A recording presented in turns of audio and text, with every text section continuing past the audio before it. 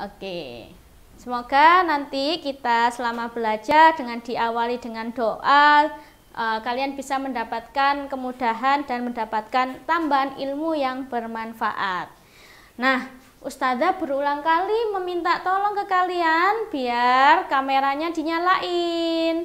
Nah, ini Mas Baim, Mbak Zahra, Mbak Muti. Halo Mbak Muti, Mbak Ilma, Mbak Audi, Mas Andika, Mas Rasya. Ayo Mas Andika, kamu biasa nyalain kamera.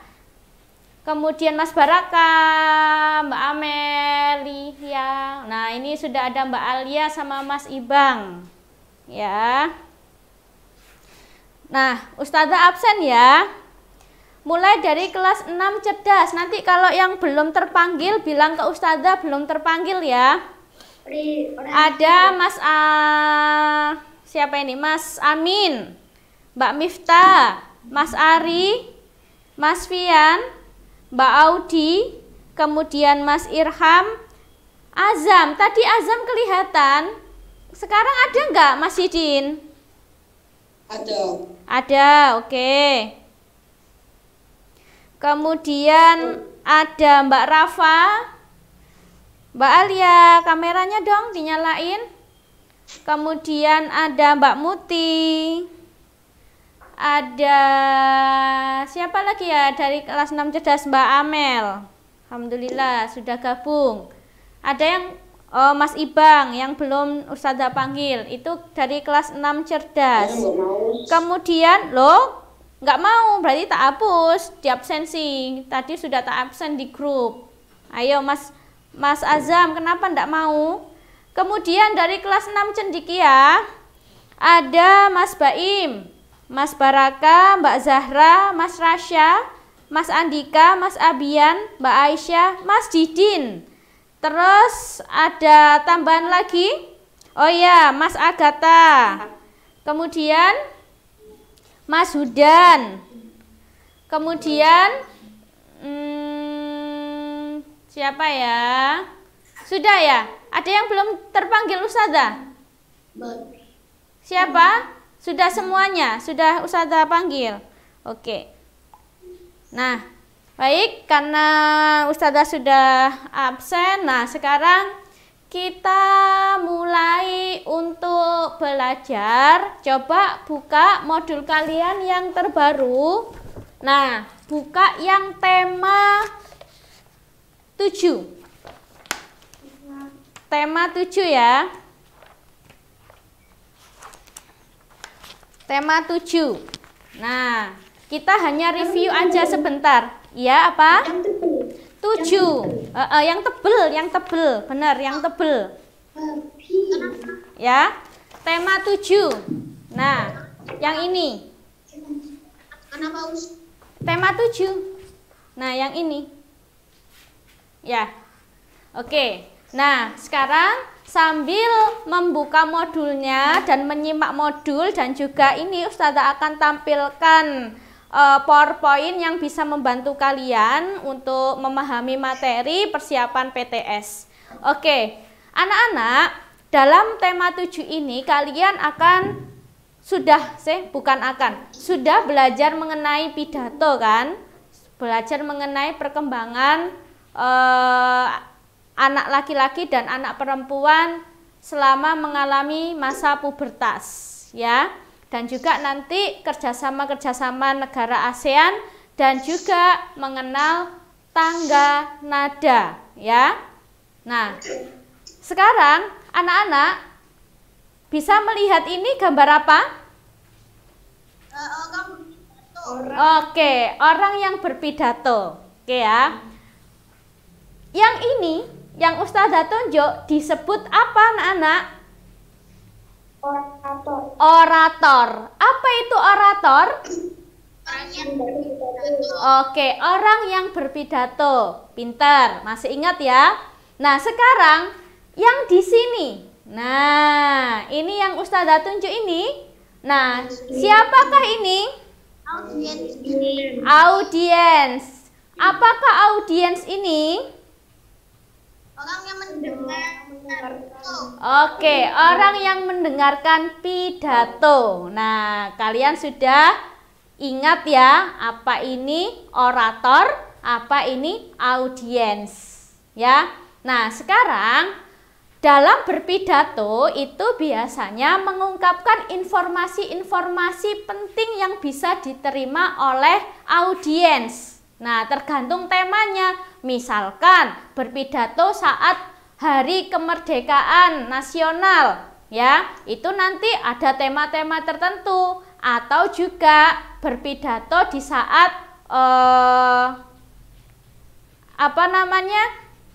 wisuda. Nah, itu tergantung tema-temanya masing-masing, ya.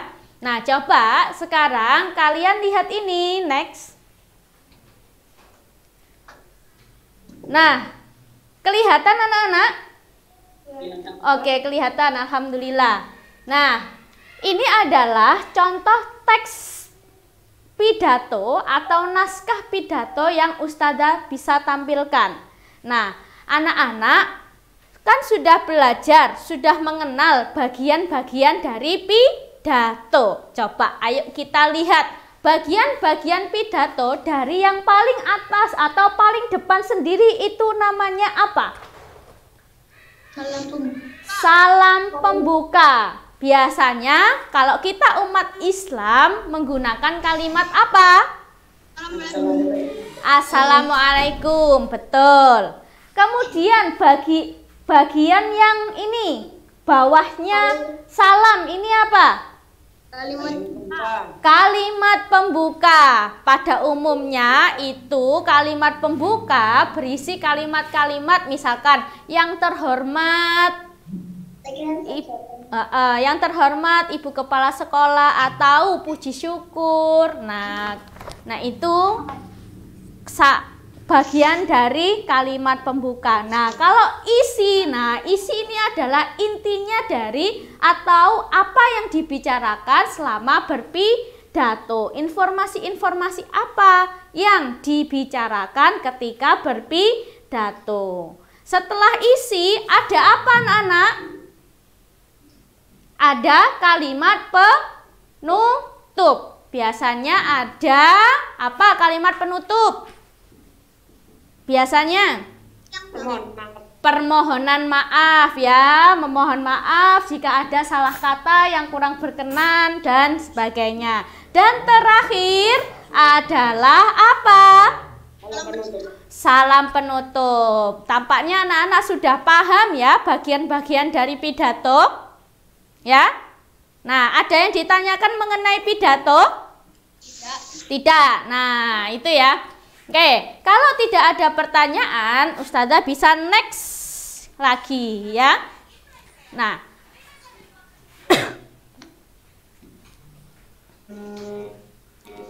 ini masa pubertas. Nah, ini ya masa pubertas yang dialami oleh laki-laki dan juga perempuan.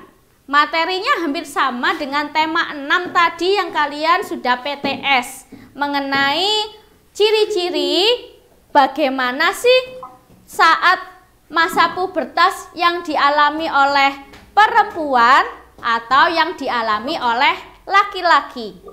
Coba sekarang Ustazah pingin tahu sih cara-cara, belum masuk cara-cara. Ustazah mau tanya, mereview untuk perempuan. Nah, ini yang dialami perempuan. Coba sebutin satu saja ya ciri ya dari masa pubertas yang dialami oleh perempuan. Coba Ustazah mau tanya kepada Mbak Rafa. Mbak Rafa, halo Mbak Rafa.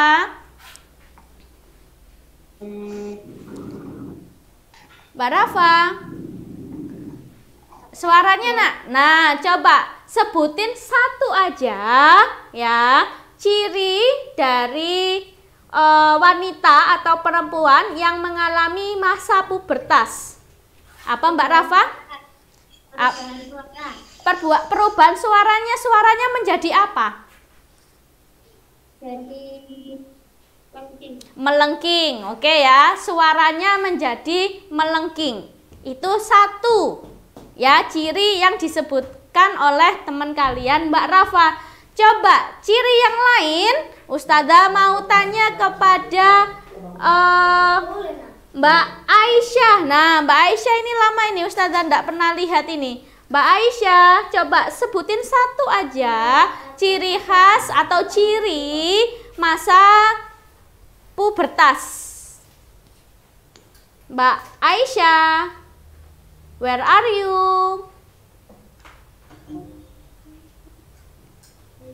Nggak ada? Oke, Mbak Aisyah. Gimana, Mbak? Sebutin satu aja contohnya.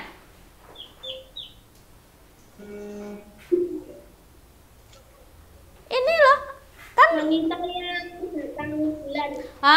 itu apa nama lainnya? Mengalami menstruasi ya. Ini ada beberapa sudah mengalami menstruasi, berarti dia sudah masuk pada masa remaja ya, pubertas. Oke, itu sudah ada 2 ciri yang sudah disebutin. Sekarang ciri ketiga. Ada yang mau menyebutkan? Angkat tangan. Oke, Mas Andika silahkan. Yang dialami perempuan ya? Makin banyak keringat. Apa? Makin banyak keringat yang keluar. Makin banyak keringat yang keluar. Bau badan ya. Oke, yang bisa berakibat kalau tidak bisa menjaga kebersihan bisa berakibat bau badan ya. Bisa masuk sih. Oke, itu enggak hanya dialami perempuan, laki-laki juga ya. Terus ada tambahan lagi apa? Panggulnya membesar ya. Oke, itu anak-anak Ustazah yakin sudah bisa. Sekarang kalau yang laki-laki. Nah, kalau laki-laki ciri khas saat anak ini mengalami atau sudah masuk di pubertas ya. Di masa pubertas apa contohnya atau cirinya? Zoom gak dengar suaranya mama. Apa? Mas Ibang bisa memberi contoh, Mas Ibang? Apanya usia apa? Yang laki-laki saat dia sudah masuk di masa pubertas, ciri khasnya apa? Atau cirinya mengalami perkembangan apa? Mimpi basah. Oke, masuk ya. Terus yang kedua, ada yang bisa menambahkan? Kita Apa? Tumbuh apa di sini? Jakun atau juga tumbuh kumis ya, sudah mulai tumbuh kumis itu. Terus dadanya membidang ya. Itu ciri dari pubertas yang dialami anak laki-laki jika sudah mengalami masa remaja. Apakah masa pubertas ini antara satu anak dengan anak lain itu sama waktunya ketika mengalami itu? Berbeda ya. Mungkin aja Mas Andika pas usia 12 tahun. Mungkin aja Mas Didin usia 14 tahun. Berbeda-beda ya. Laki-laki dan perempuan juga berbeda sama waktunya itu berbeda-beda ya. Terus lanjut. Cara melindungi diri dari penyakit pada masa pubertas. Nah, ini penting anak-anak. Kan tadi sudah disampaikan oleh Mas Andika, banyak keringat. Iya, betul. Mengeluarkan banyak keringat. Nah, inilah yang nanti akan mempengaruhi kondisi badan. Jika tidak bisa menjaga diri, pastinya akan timbul penyakit-penyakit. Nah, bagaimana cara melindungi supaya tidak terkena penyakit yang tidak diinginkan itu? Apa coba? olahraga teratur. Olahraga teratur. Terus makan makanan yang bergizi. Kemudian apa? Ganti baju jika Betul itu ya. Iya. Nah, mengganti pakaian yang jika sudah lembab. Nah, jika kamu memakai pakaian yang lembab, lama-kelamaan akan timbul jamur. Nah, jamur ini nanti yang menyebabkan kulit kamu tidak sehat. Bisa saja kamu terkena panu. Nah, bisa saja kamu terkena penyakit apa ya? Penyakit kulit itu. Kudis. Kudis itu sama ya panu. Pokoknya dan lain-lain itu ya. Dan juga yang penting ini ketika setelah ya BAB atau BAK buang air besar dan buang air kecil segera membersihkan ya dari depan ke belakang, disiramnya dari depan ya biar kotoran-kotorannya bisa hilang gitu ya nak ya. Terus mencuci tangan. Nah, mencuci tangan itu penting apalagi di saat ini ya, karena sekarang masih pandemi. Nah, virus corona masih menyebar-nyebar di sekeliling kita. Kita harus menjaga kebersihan diri, sering cuci tangan, tidak boleh sembarangan untuk berdekat-dekatan atau berkerumun. Nah, nanti khawatirnya kita tertular. Terus memakai masker ya untuk saat ini. Itu adalah bagaimana cara-cara menjaga kebersihan di saat kalian di masa pubertas. Apakah hanya di masa pubertas? Ya seterusnya ya. Tetap harus menjaga kebersihan ya.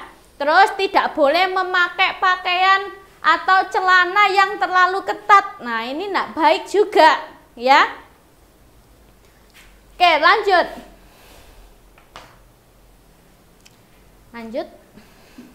Nah, sekarang ini kerjasama negara Indonesia dan negara-negara Asia Tenggara.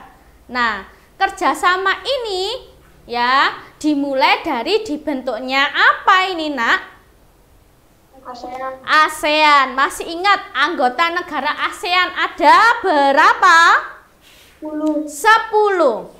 Apa? Mulai dari apa? Indonesia, Singapura, Malaysia,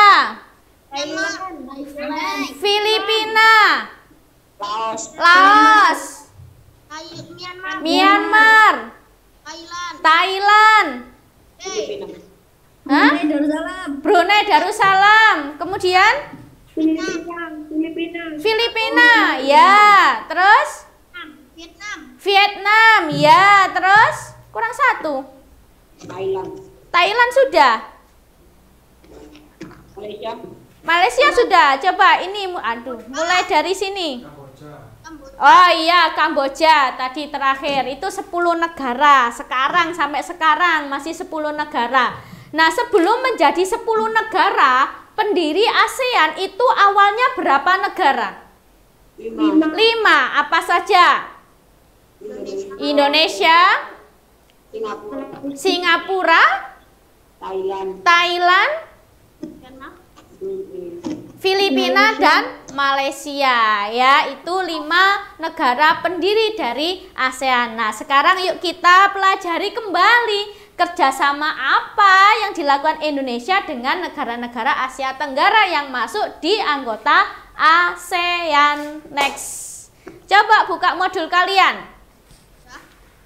Nah, mengenai kerjasama negara Indonesia dan negara-negara Asia Tenggara. Sekarang di bidang pendidikan, siapa yang tahu kerjasama Indonesia di bidang pendidikan itu apa saja? Ustazah dengar tadi pertukaran pelajar, betul ya. Pertukaran pelajar ini dilakukan oleh Indonesia dengan negara-negara Asia Tenggara lainnya. Tujuannya untuk apa, nak? Wawasan ilmu.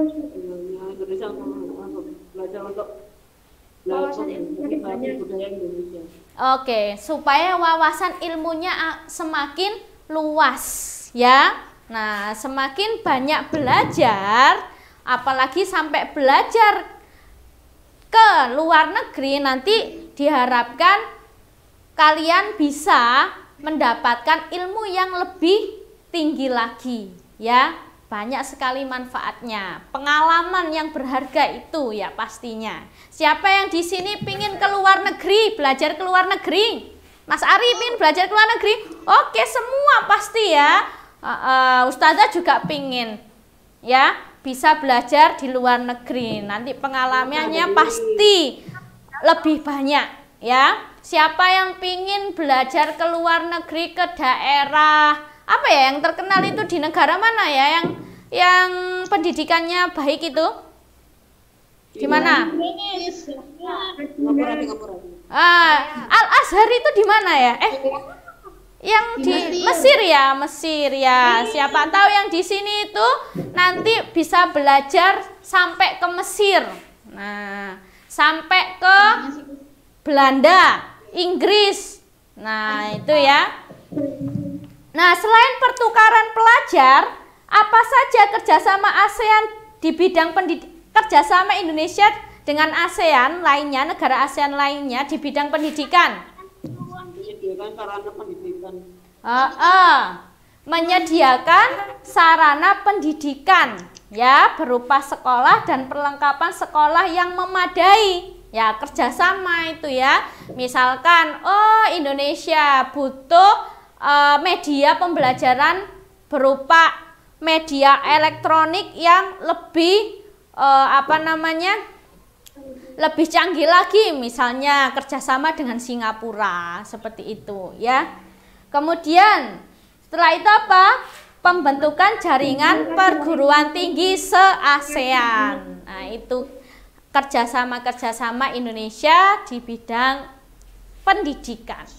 Yang kedua yaitu di bidang pangan. Nah, ini penting ini di bidang pangan karena ya suatu negara itu belum bisa memenuhi pangan atau kebutuhan pangan yang dibutuhkan oleh warganya tanpa kerjasama dengan negara lain. Mesti ada kerjasama ya.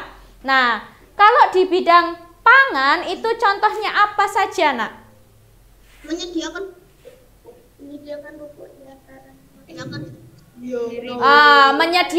pupuk ya. Ditandai dengan apa? Ditandai dengan bekerja sama mendirikan pabrik pupuk di Palembang. Nah, di daerah Indonesia juga ya. Kemudian didirikan IRI. Apa itu IRI? International Rice Research Institute di Filipina. Ini ya, IRI ini berfungsi untuk melakukan penelitian agar negara-negara ASEAN memiliki ketahanan pangan. Nah, supaya mendapatkan bibit unggul, misalkan jagungnya supaya bisa besar-besar. Nah, penelitiannya di situ, ya. Kemudian ada ekspor dan impor dari negara-negara lain. Pasti ya, kita harus melakukan ekspor impor selain untuk memenuhi kebutuhan suatu negara, juga untuk menambah devisa negara atau pemasukan negara. Nah, melakukan ekspor impor. Next. Nah, ini yang ketiga, bidang sosial. Bidang sosial, siapa yang tahu coba? Mas Sultan, Ustazah pingin dengar suaranya Mas Sultan. Kerjasama Indonesia di bidang sosial budaya ini seperti apa contohnya, Mas Sultan? Halo Mas Sultan. Halo Mas Sultan. Ya, gimana Mas Sultan? Kerjasama Indonesia di bidang sosial budaya.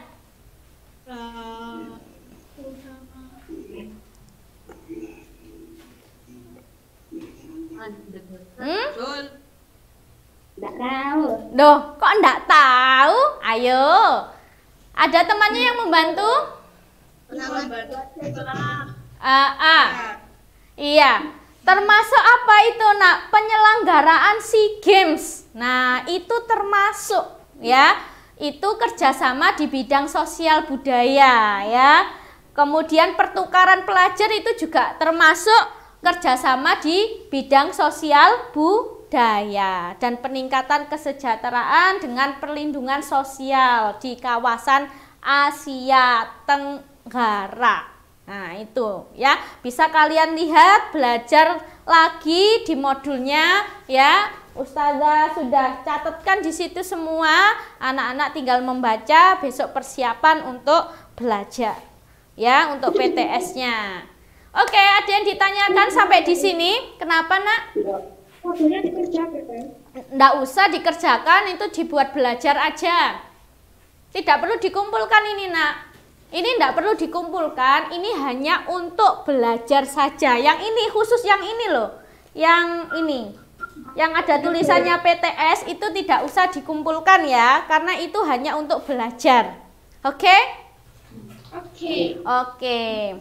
Nah, kalian sudah belajar kerjasama negara Indonesia di berbagai bidang dengan negara-negara Asia Tenggara. Sekarang lanjut. Nah, ini tadi sudah ya, bidang pendidikan tadi sudah ya. Bidang pangan, bidang sosial iya. Sekarang peran Indonesia di bidang ekonomi dan politik. Di bidang ekonomi. Next, ada yang tahu di bidang ekonomi apa? Nah, ini menerapkan tarif khusus terhadap barang dan jasa sesama negara ASEAN. Ya, tarif khususnya supaya tidak merugikan, supaya mendapatkan untung. Nah, itu ya. Yang kedua, mendorong penanaman modal di negara-negara ASEAN. Kemudian, mendukung kegiatan yang dilakukan oleh Badan Penelitian. Oke, Badan Penelitian Pertanian ya. Nah, itu termasuk yang tadi IRI tadi, mendirikan IRI. Itu. Kemudian kalau politik. Nah, kalau politik ini menggagas dibentuknya komunitas keamanan ASEAN. Kemudian membantu perdamaian di saat negara-negara seperti Kamboja dan Vietnam itu mengalami konflik. Indonesia mengirimkan tentaranya ke sana supaya bisa segera membantu meredakan konflik tersebut. Lanjut itu adalah pembentukan Badan HAM ASEAN, juga termasuk langkah atau peran Indonesia di bidang politik di negara-negara ASEAN. Itu. Nah, ini ada Mas Rama. Halo Mas Rama. Rams. Mas Azam. Halo Mas Azam. Mas Didin. Mas Didin sudah ada. Azam, Mas Azam. Nggak kelihatan wajahnya.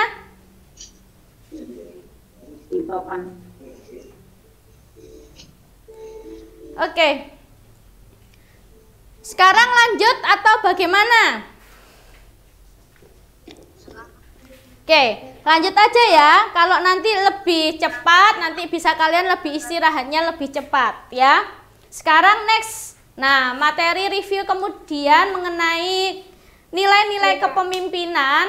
Nilai-nilai kepemimpinan ini sudah termuat dalam Pancasila, mulai dari sila pertama, ketuhanan yang Maha Esa, sila kedua, kemanusiaan yang adil dan beradab, ketiga, persatuan Indonesia, yang keempat apa Mas Jibril? Bunyinya Pancasila sila keempat.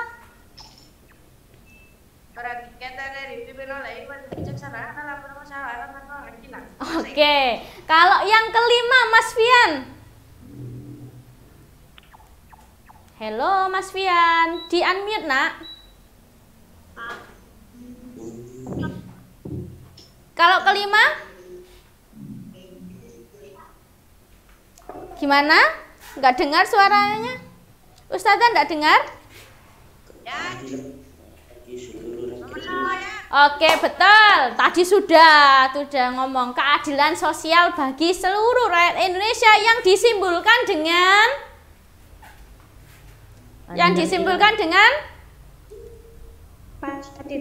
padi dan kapas. Sila 2 disimbolkan dengan rantai. Sila keempat disimbolkan dengan kepala banteng. Sila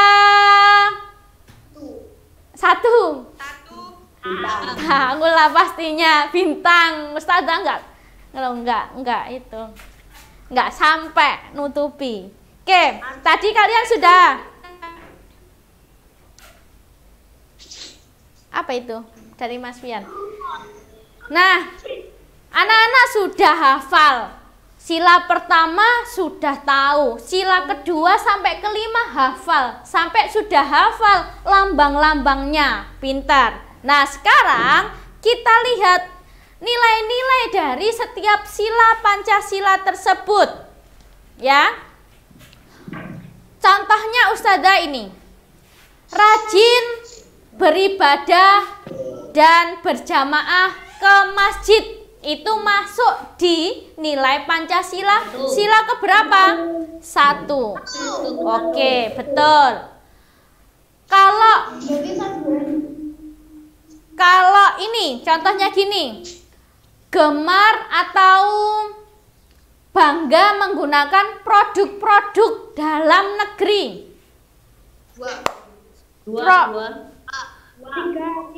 3 ya, bangga terhadap negara kita itu masuk di sila ke-3. Kalau ini hidup hemat tidak boros. 5, pinter. Tidak memaksakan kehendak ke orang lain. 4. Menolong orang yang sedang terkena bencana alam. Apa? 2. Oke. 1 lagi. Contohnya, misalkan ini. Tidak mengganggu orang lain yang sedang beribadah. Masuk di sila Pancasila 1. Pokoknya yang berhubungan tentang agama itu mesti di sila 1, ya. Terus ini apa ya? Memutuskan suatu perkara dengan cara musyawarah itu masuk di sila ke-4. Bisa bedakan ya? Oke, itu aja. Terus, siapa yang bisa memberi contoh penerapan Pancasila sila ke-3? Coba Ustazah pingin tahu suaranya Mbak Alia. Mbak Alia, contohnya penerapan Pancasila sila ke-3. Halo? Ya? Penerapan Pancasila sila ke-3?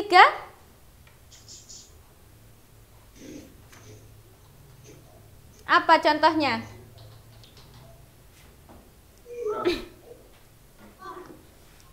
Ada yang tahu?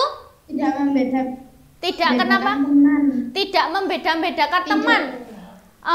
Itu masuk sila ke-3 atau sila ke-2? Kalau tidak membeda-bedakan teman itu sila ke-2. Nah, kalau sila ke-3 itu hubungannya dengan cinta tanah air, bangga dengan Indonesia, terus rela berkorban demi kepentingan bangsa dan negara. Itu masuk di Pancasila sila ke-3. Ya, kalau tidak mengejek teman itu masuk ke kemanusiaan yang adil dan beradab, ke sila ke-2. Gitu, ya.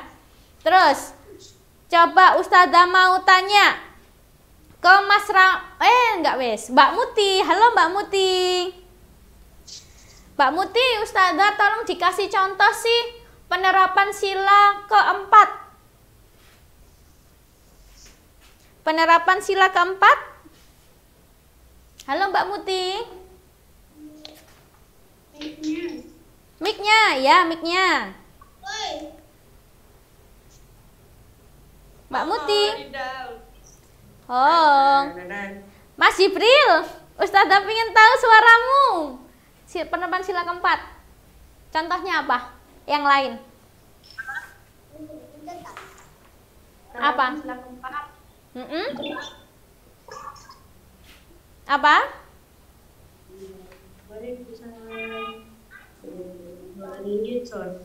Kenapa? Loh? Apa Mas Jibril? Ustazah mau tanya. Iya, kamu. Apa Mas? Penerapan sila keempat. Apa? Penerapan Pancasila sila keempat, contohnya apa? Tadi ada yang musyawarah, tidak memaksakan kehendak. Apa? Yang ketiga, kamu contohin apa? Apa ya? Apa itu? Apa? Ada yang tahu? Yang mau membantu Mas Jibril? Mas Irham? Mas Irham? Mas Irham? Bisa membantu Mas Jibril? Menerima hasil musyawarah dengan lebih. Oh iya betul, menerima hasil musyawarah dengan lapang dada, dengan ikhlas, itu termasuk nilai-nilai dari sila keempat. Nah, halo Mbak Muti. Nah, Mbak Muti. Nah, halo.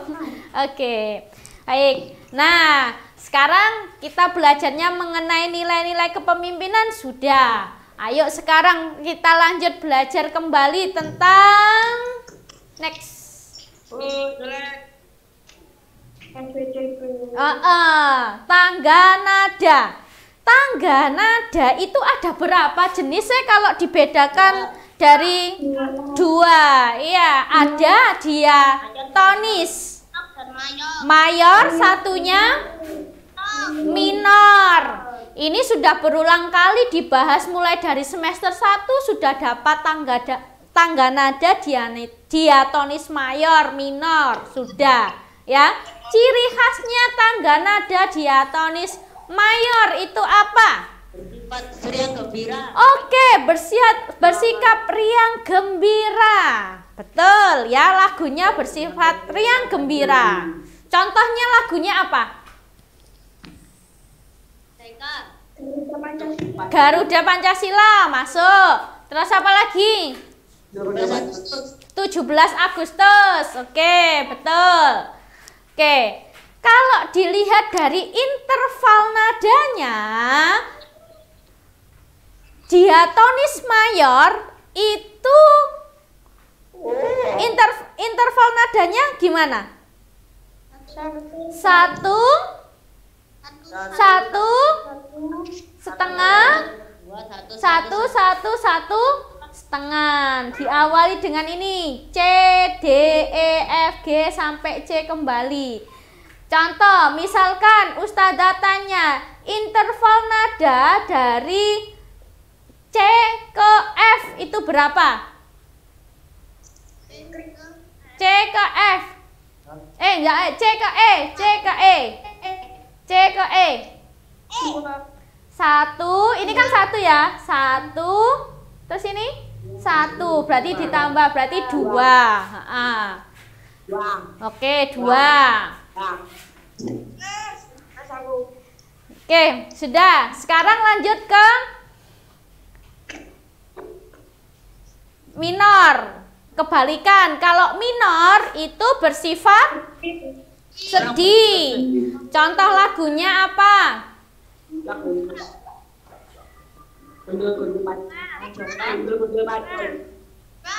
Terus apa? Hah? Apa? Oh, gugur bunga, ya. Kalau lagu wajib ya. Terus apa lagi? tanah airku tidak kulupakan. Itu ya? Iya, betul. Itu masuk ke tangga nada diatonis minor, bersifat lebih pelan, lebih sedih ya. Lagunya kurang bersemangat ya. Dari interval nadanya mesti keluar ini interval nada. Interval nadanya diatonis minor apa? 1/2. 1/2, 1/1, 1/1, 1. Pokoknya ya Ustazah itu kalau mengingat, kalau mayor itu mesti 1/1 awalnya. Tapi kalau minor 1/2, 1 dan seterusnya. Oke, itu ya. Lanjut.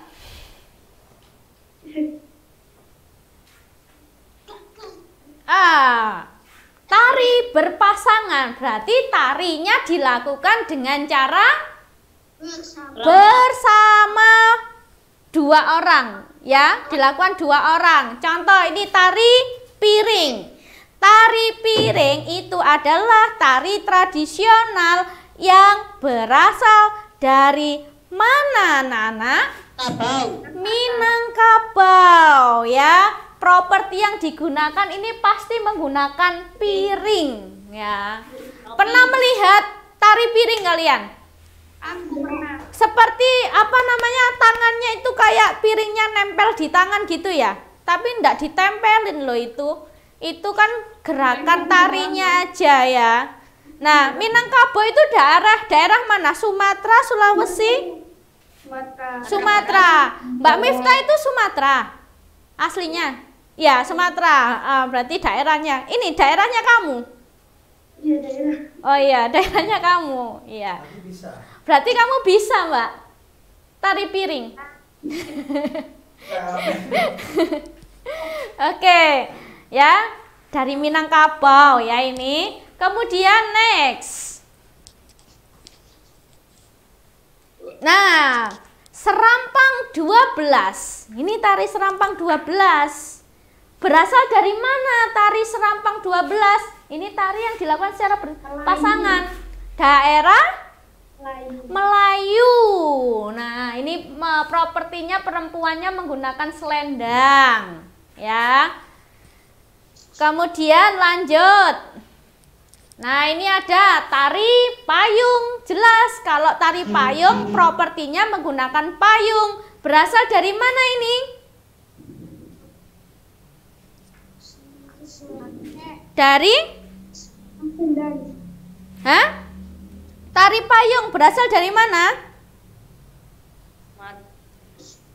Dari mana? Tari payung berasal dari mana? Tari payung, Nak. Sama, tari payung itu berasal dari Minangkabau. Sama aja dengan tari piring, ya. Terus ada tari next. Nah, ini ada tari legong. Ini dari Bali. Ini dilakukan berpasangan juga, ya. Kemudian yang terakhir juga dari Bali. Ini namanya tari janger. Nah, jengger. Nah, itu. Dan satu lagi ini ada yang dari ini apa? Dari Jawa Barat, yaitu tari ketuk tilu. Nah, ini kok gak Ustazah kurang ini nambahinnya, ya. Tari ketuk pilu ini dari Jawa Barat. Ini dilakukan secara berpasangan. Nah, itu, Nak, pembahasan kita untuk persiapan besok tema 7. Nah, anak-anak, besok selain tema 7, materinya apa? Yang jam pertama materi apa? Belum dilihat loh, yang dilihat hari Senin aja. Bahasa Jawa. Oh, enggak, besok itu bahasa Arab. Nah, sudah bahasa Arab. Bahasa Arab itu latihannya ada di lembaran itu ya. Bahasa Arab. Nah, itu coba kamu isi, kamu pelajari ya. Nah, itu. Besok waktunya bahasa Arab dan tema 7 tolong disiapkan. Apakah besok ada Zoom, Ustazah? Nah, selama seminggu ini, selama anak-anak PTS, Ustazah tidak mengadakan bimbel, tapi tiap siang kita Zoom. Untuk besok hari Selasa bagaimana? Nggak ada kan, setiap Selasa tidak ada Zoom pelajaran toh. Hanya Zoom bimbel. Nah, besok